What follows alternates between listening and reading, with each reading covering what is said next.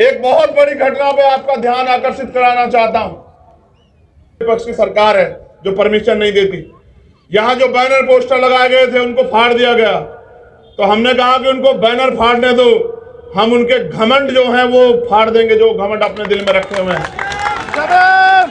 हमारा भाईचारा जिंदाबाद था और जिंदाबाद है, लेकिन साथियों मैं जो इस मंच से कह रहा हूं उस पर अमल होना चाहिए। भारत के सुप्रीम कोर्ट ने आरक्षण पर जो कैप थी आपके एमएलए ने उसको मान्यता दी और कहा कि आज हमने 50% की कैप खत्म कर दी है। मैं इस मंच से कहना चाहता हूं कि मुल्क की तरक्की, मुल्क में रहने वालों की तरक्की, इस आवाम की तरक्की तब होगी जब इस आवाम के लोगों को हक अधिकार मिलेंगे, जब इस आवाम के लोगों को नौकरी मिलेगी, रोजगार मिलेगा, जमीन मिलेगी, आगे बढ़ने के अवसर मिलेंगे, तब जो है इनके हालात बदलेंगे। तो मैं मानता हूं कि जिसकी जितनी संख्या भारी उसकी उतनी हिस्सेदारी। संख्या के आधार पर आरक्षण इस देश में अब लागू होने का समय आ चुका है।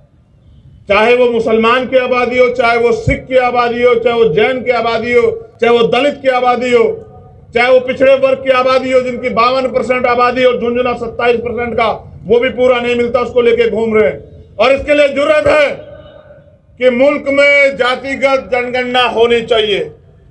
जब जातिगत जनगणना होगी तभी पर्दा खुलेगा कि किसकी कितनी संख्या और किसको मिला क्या देश में। आज हमें इस मुल्क में आजाद हुए 70 साल से ज्यादा हो गए, लेकिन अगर जातिगत जनगणना हो के आंकड़े बाहर आएंगे तो पता लगेगा कि हम पे कितने रोजगार, कितनी नौकरियां हैं, कितनी जमीन है, कितना बिजनेस है, कितनी हिस्सेदारी हमें मिली है हमारे मुल्क में। देश आजाद हुआ, कमजोर कमजोर रह गया, गरीब गरीब रह गया। जिन पे सामाजिक आर्थिक जो ब्राह्मणिकल सोशल ऑर्डर है उसके आधार पे जिनको अधिकारों से, पढ़ाई से, अवसरों से वंचित रखा गया, वो इसी हालात में पड़े रहे।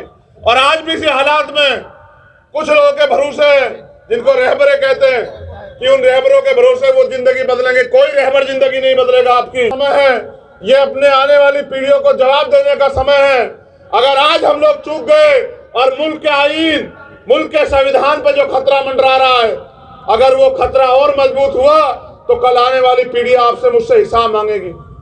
मैं इस्लाम के मानने वाले लोगों से भी कहना चाहता हूं कि इस मुल्क का पूरे दुनिया में एक ऐसा मुल्क जो सबको बराबर का अधिकार देता है, जिसका संविधान, आज उस संविधान को कुचलने का प्रयास किया जा रहा है। आज हमें एकता बनाने की जरूरत है। जानवर भी समझते हैं, ये जो सम्मानित साथी बैठे हुए हैं ये गौर करें, जानवर भी समझते हैं कि जब आग लगी हो जंगल में तो सबको एकजुट हो जाना चाहिए, लेकिन आवाम नहीं समझ रही है।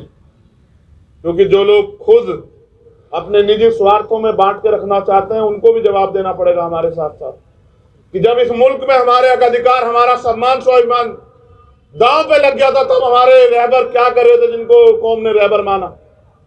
तो जितनी जिम्मेदारी मेरी है उतनी आप सब लोगों की और उतनी इन सब लोगों की है कि हम एक यूनाइट हों। इस देश के दलित, पिछड़े, आदिवासी, मुसलमान, जैन, सिख, बौद्ध एकजुट हों, भाईचारा बनाए और मिलकर अपने हक अधिकारों की लड़ाई लड़े। संविधान ने तो बहुत कुछ दिया है। संविधान ने अनुसूची 5 दी, इस देश के जल, जंगल, जमीन पे आदिवासी को हक दिया, लेकिन जितनी जमीन वो तैयार करता है वो लूट लेती है सरकारें, और वो बेबस हो जाता है और अपने हक की आवाज उठा तो नक्सली कह के मारा जाता है। ये है मुल्क में हमें मिला है। जो आप 100 कदम चलोगे तो 1 लाख कदम चलूंगा, और आप नहीं भी चलोगे तो भी जब आपकी तरफ कोई आंख उठेगी उसको जवाब देने के लिए आपका भाई आपके साथ खड़ा रहेगा। पूरी जिम्मेदारी से कह रहा हूं, बस अमल में लाइए और अपनी जिम्मेदारी को समझिए। समय किसी के लिए नहीं रुकेगा, ना मेरे लिए ना आपके लिए। कल हम सबको जाना है, ये निजाम जो आया है उसको जाना है, लेकिन दुनिया क्यों याद रखे आपको मुझे बताओ। यहां इंसान भी पैदा होते हैं और जानवर भी पैदा होते हैं, लोग अपने लिए भी जीते हैं। याद उसको किया जाता है जो दूसरों के लिए जीता है। तो दूसरों के लिए यानी कि दूसरे भी, वो दूसरों में भी अपने जो उम्मीद करके बैठे कोई हमारे लिए लड़ेगा, कोई बोलेगा। ऐसे हालातों में एक शायरी हमारे साथी अधूरी छोड़ गए हैं, उस शायरी को भी पूरा कर देता हूं।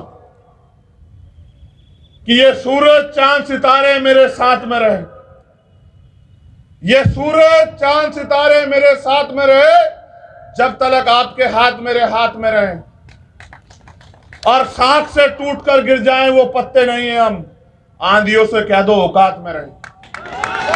ये अभी मेरी गाड़ी पे 2 दिन पहले एक जगह हमला किया गया, उनको लगता है डर जाऊंगा। याद कर रखना कि डर जाऊंगा तो मर जाऊंगा। आजाद जिया हूं, आजाद मरूंगा। ये मुल्क मेरा है और इस मुल्क की तरक्की के लिए, इस मुल्क में रहने वाले अपने लोगों के लिए अगर कोई कीमत चुकानी पड़ी तो तैयार हूं। बहुत बहुत शुक्रिया।